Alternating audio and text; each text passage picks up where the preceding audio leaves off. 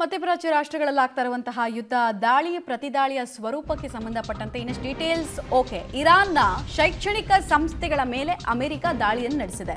America ದಾಳಿಗೆ ಇರಾನ್ನ ಪುರಾತನ ವಿಶ್ವವಿದ್ಯಾಲಯ ಧ್ವಂಸ ಆಗಿದೆ. ಸಂಪೂರ್ಣವಾಗಿ ಸೈನ್ಸ್ ಆ್ಯಂಡ್ ಟೆಕ್ನಾಲಜಿ ವಿವಿ ದೊಡ್ಡ ಯೂನಿವರ್ಸಿಟಿ ಧ್ವಂಸವಾಗಿರೋದು ಕಾಣಿಸ್ತಾ ಇದೆ. ಇನ್ಫ್ಯಾಕ್ಟ್ ಇರಾನ್ನ ಟಾಪ್ 5 ವಿವಿಗಳಲ್ಲಿ ಸೈನ್ಸ್ ಆ್ಯಂಡ್ ಟೆಕ್ನಾಲಜಿ ವಿವಿ ಕೂಡ ಒಂದಾಗಿತ್ತು ಅಂತ ಇರಾನ್ ಕನ್ಫರ್ಮ್ ಮಾಡ್ತಾ ಇದೆ. ವಿಜುವಲ್ಸ್ ತೋರಿಸ್ತಾ ಇದ್ದೀವಿ ನಿಮಗೆ. ಕಂಪ್ಲೀಟಾಗಿ ಕಟ್ಟಡದ ಅವಶೇಷಗಳು ಮಾತ್ರ ಕಾಣಿಸ್ತಾ ಇದೆ. ಇಡೀ ಯೂನಿವರ್ಸಿಟಿಯ ಭಾಗಕ್ಕೆ ಡ್ಯಾಮೇಜ್ ಆಗಿದೆ. ಈಗ ಇದು ಪಿತ್ತ ನೆತ್ತಿಗೇರಿಸುತ್ತೆ ಇರಾನ್ದು. ಮತ್ತು ಇವರು ವಿವಿಗಳನ್ನು ಟಾರ್ಗೆಟ್ ಮಾಡ್ತಾರೆ.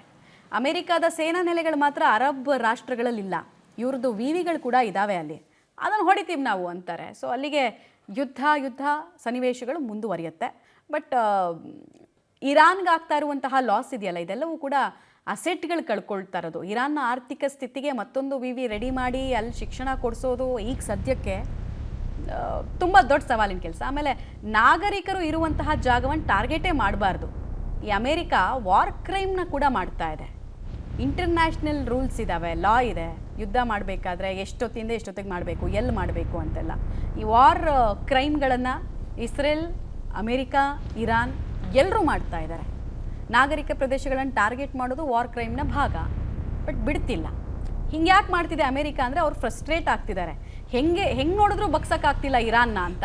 ಒಂದು ಕಡೆಗೆ IRGC ದಾಳಿಯನ್ನು ನಿರಂತರವಾಗಿ ಮಾಡ್ತಾ ಇದೆ. ಎಷ್ಟೇ ಹೊಡೆದ್ರೂ ಅವರು ಹೊಡಿತಾ ಇದ್ದಾರೆ. ಸೊ ಸಿವಿಲಿಯನ್ಸನ್ನು ಟಾರ್ಗೆಟ್ ಮಾಡಿದ್ರೆ ಸಿವಿಲಿಯನ್ಸ್ ಪ್ರೆಷರ್ ಬಿಲ್ಡ್ ಮಾಡ್ತಾರೆ IRGC ಮೇಲೆ ಅನ್ನೋದು ಒಂದು ಯೋಚನೆ ಅಮೇರಿಕದ್ದು. ಸ್ಟ್ರಾಟಜಿಗಳನ್ನು ಬದಲಾಯಿಸ್ಕೊಳ್ತಾ ಇದೆ. ಬಟ್ ಅಮೇರಿಕ ಬೆವರು ಹರಿಸ್ತಾ ಇದೆ ಇಲ್ಲಿ.